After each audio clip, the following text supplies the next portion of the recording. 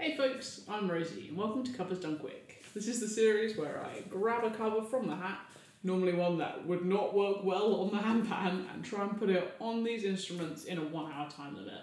Is it quick? I don't know. Are they covers? Yes. So let's dive in.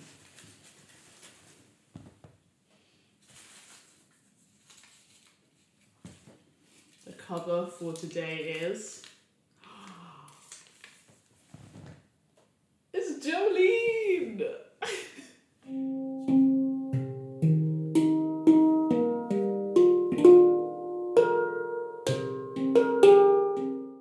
This is a great song. This is a great song. This is one of my favourite songs. Oh, I'm very excited. Okay. Jolene on the handpan. Let's do it! 60 minutes starting now. 1 hour starting now.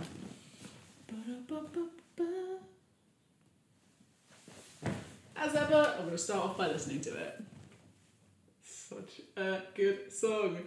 Apparently she wrote this song the same day that she wrote I Will Always Love You, which just proves, if we didn't know, that Dolly Parton, we do not deserve Dolly Parton. She's everything. So it's a minor song, so we're in C sharp minor.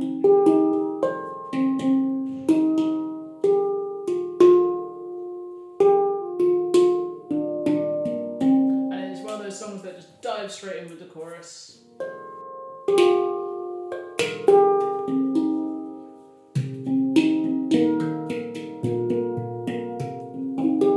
Got a cheeky little simple chord structure so far. We've got C sharp minor, Jolene, Jo, and then we go to major,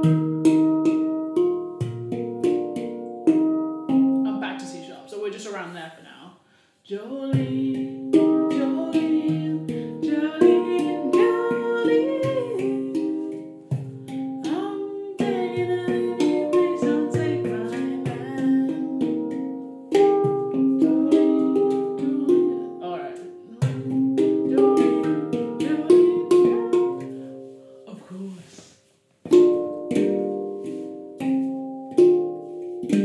So at the end of in classical music, they're called cadences. So at the end of phrases, we often have a sort of a set of chords that makes it feel really finished. So we've got a really nice structure in this verse where the first one kind of sort of finishes, but it's open. It's left a little bit more open. But the second time we go through, so common. So listen out for them because you'll find them. Like Mozart does them, but also Dolly does them, and it's just a way of making this section feel really finished. So I've got to always remember that we are actually in C sharp minor. When a song's in major, E with the ding is the home chord.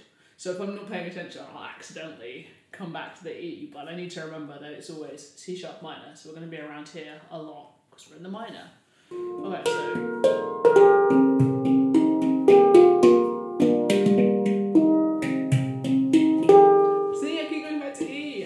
C sharp. When I'm first working out the chords to a tune, normally I just kind of sketch in the melody, because when you're playing something that someone says, those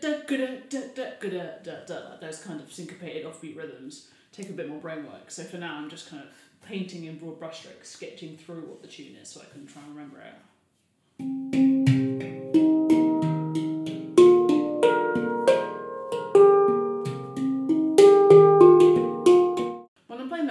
Especially because I've got a few different ones now, I'm not always moving. I couldn't say I'm playing an E, G, F, B with my melody notes, but I know where they are in relation to the home, to the tonic chord. So now that I've moved my home to be in the C sharp minor rather than the E major, I keep accidentally playing. So expect to hear a lot of things resolve up here rather than here while I'm getting to know it.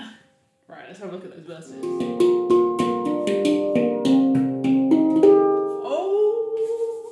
We've got the same chords. Whenever I do lessons with beginner players and I talk about chord structures or chord patterns, just playing the same 4 chords all the way through a song, they kind of give me this look where they're like, why are you so boring? And yet we see it all the time. Like, so far, this song only has 4 chords in it, and the same 4 chords in the same order, but they're great. They're great chords, and she chooses good ones. So you don't think that you have to be always overcomplicating your songs to make them good, because loads of great songs only have a very limited number of notes in. It's just what you do with them.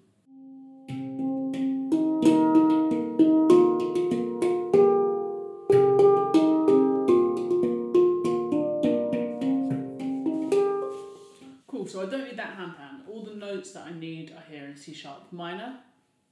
Sorry, friend.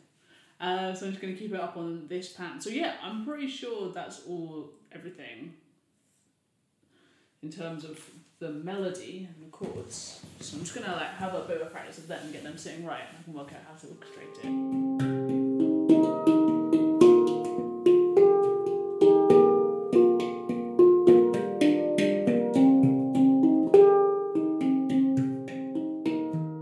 So I've got a little cheeky problem. My G# is underneath this side. So it's kind of a bit where I'm trying to play the whole tune. Normally I'm doing the accompaniment in the right hand. So the moments where it gets to this side is where it has to shift. It's kind of like, imagine if a piano randomly had some bass notes on this side. So normally you might have a tune in this hand and the accompaniment in that hand, but then inexplicably you've got to shift over. So it's kind of baton passing between the brains as I shift side. Well, it should be if I did it smoothly. And because B and G# minor, B major and G# minor have a lot of the same notes in it, I really need to emphasise that G to show that it's changing chord. Because these have all different notes in. C# and B, they're completely different notes, so you can really hear the change of chord. But to get that, I've got to really make that bass line work.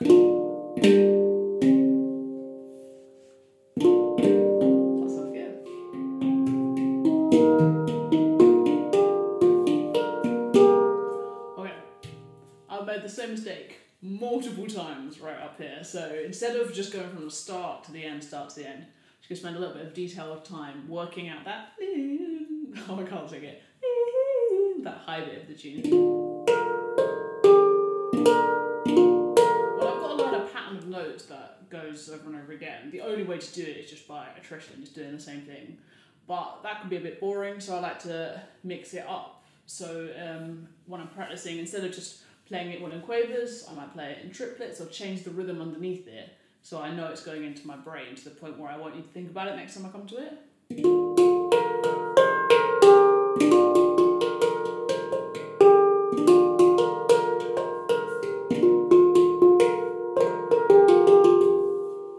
Just keeps it interesting to me.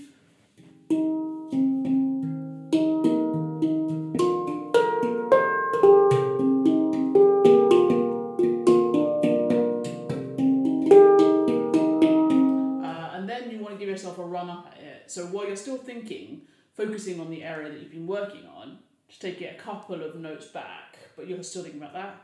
Then slowly take it a little bit further back, and now you start to think about something else.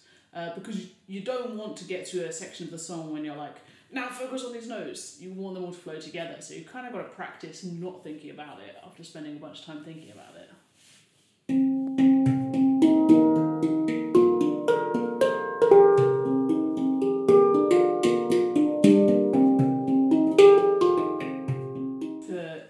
Super varied and interesting. Obviously you've got the words changing when Dolly's singing, which is telling the story. So I'm going to try and model that kind of storytelling, but with my handpan. It's so iconic, just this ascending thing. I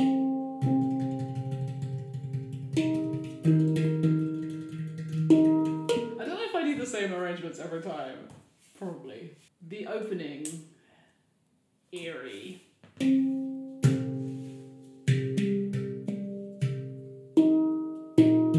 I'm going to have my opening chorus not be over these kind of moving chords, which I'm so partial to. I'm just going to use the fifths. So I'm going to use the first note of the chord and a fifth. It's going to give me quite an open sound, because that's kind of reminiscent of the track.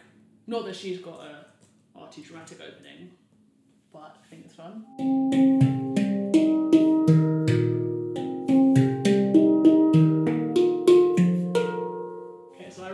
that kind of this sparse opening.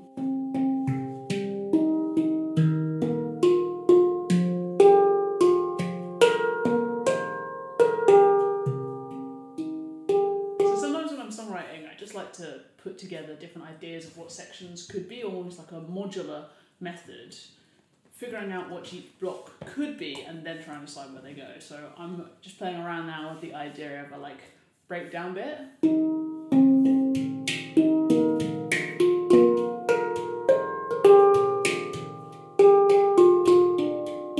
Using the bump and the slap to give a more like funky section.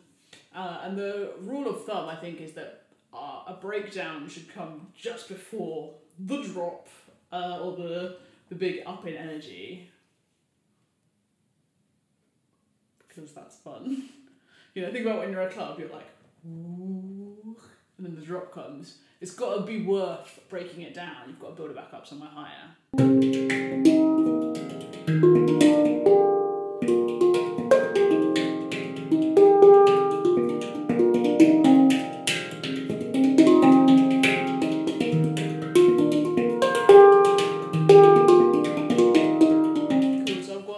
Slap. I've got this kind of semi-quavers idea. So for this one,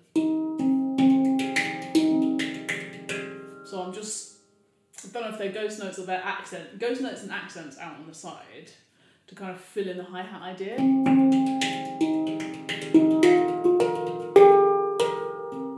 So I'm kind of pulling out like a clave rhythm. Jolene, Jolene. 1, 2, 3, 1, 2, 1, 2, 1, 2, 1, 2. So I'm kind of pulling out the first half of a clave.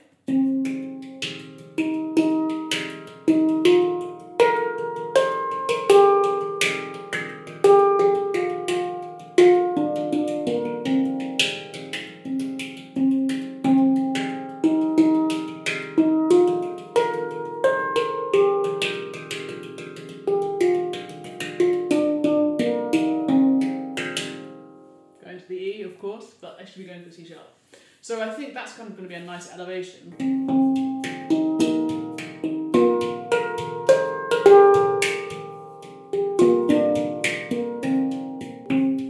I think I've got it. I've got an idea anyway. 25 minutes left. Okay. Slow opening. Verse 1. Chorus. Verse 2. Bump and slap, chorus. Semi-quavers chorus, slow chorus end. Easy.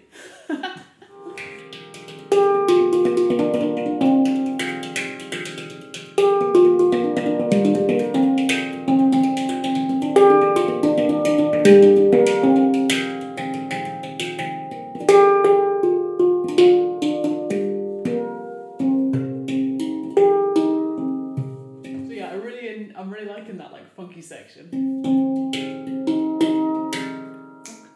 So to keep a tune going, we've got to really break it down into this semi-quaver. 1, 2, and just try and keep those ticking over. I use both of my fingers there, and I sometimes even use my thumbs as well to pull out different accents.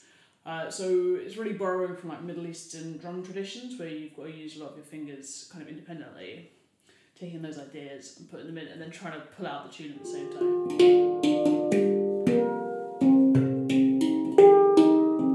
Gonna have another listen to the song. If you play all the notes on a piano, just push straight down on them. They all sound at the same time, but by its nature, guitar is always strummed, so the sound normally goes from low to high, or sometimes it goes from high to low. So I'm going to try and get a little bit of that sort of spread chord in from that nice relaxed guitar. I spent ages trying to get my hands to hit it exactly the same time, and now I'm going to actually undo that and try and get them to play at different times.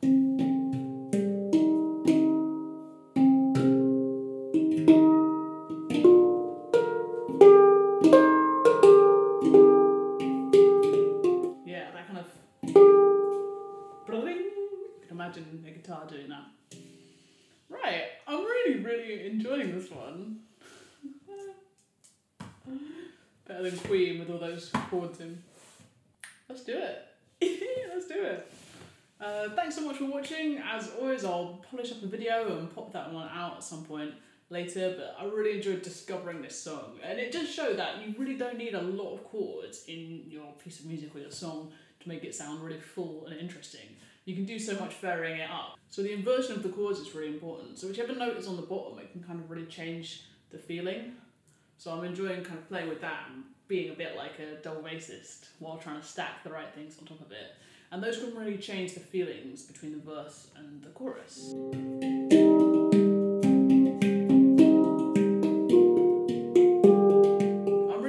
Suggestions of which songs I should do next, so keep on popping them in the comments and I'll put them in the hat to ruffle out a new one. Ruffle out? That's not how you say it.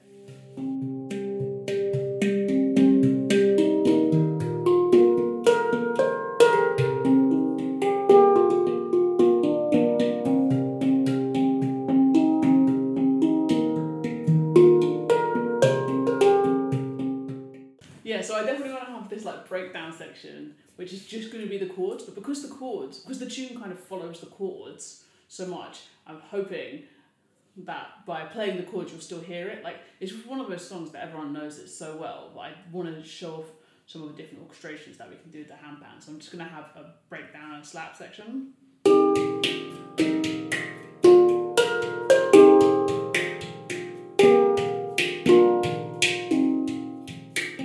Ending with that kind of hopeless, please don't take him, even though you can. Misery, sadness, sadness, misery. Yeah, great, I really like that. So I made a video about 4-bar phrase structures, and I should have used this song to demonstrate it because it's a really clean example of every 4 bars there's a little something. So I need to start thinking about some of the fills that I want to pepper in. It needs to land on C sharp. So just trying to think of a few little.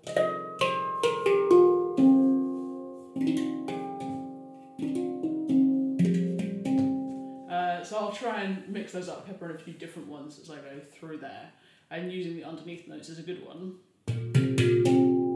Just the classic. Fills often lead between sections, so I might well put one between the chorus and the verse. That's a nice section to kind of have a little showy-offy moment in.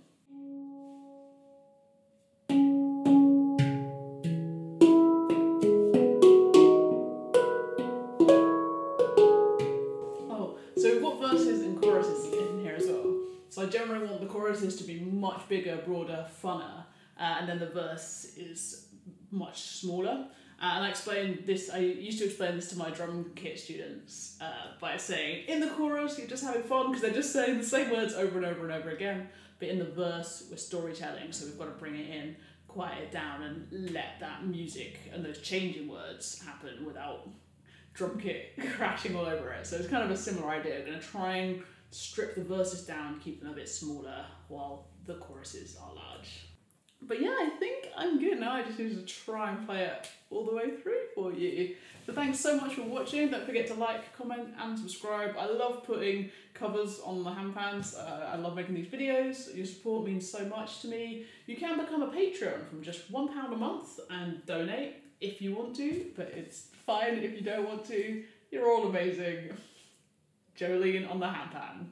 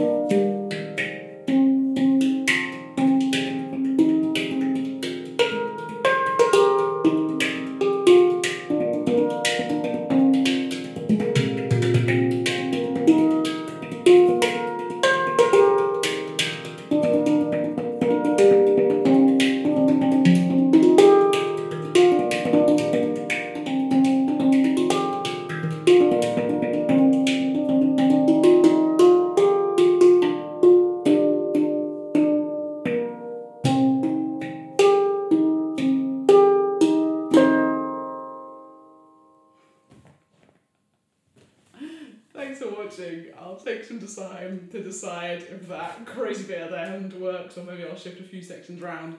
But that was my first attempt at a cover on Jolene on the handpan. I had so much fun. Thanks for watching. A cool minute left. Oh, I'm too generous with myself. Thanks so much for watching. Bye.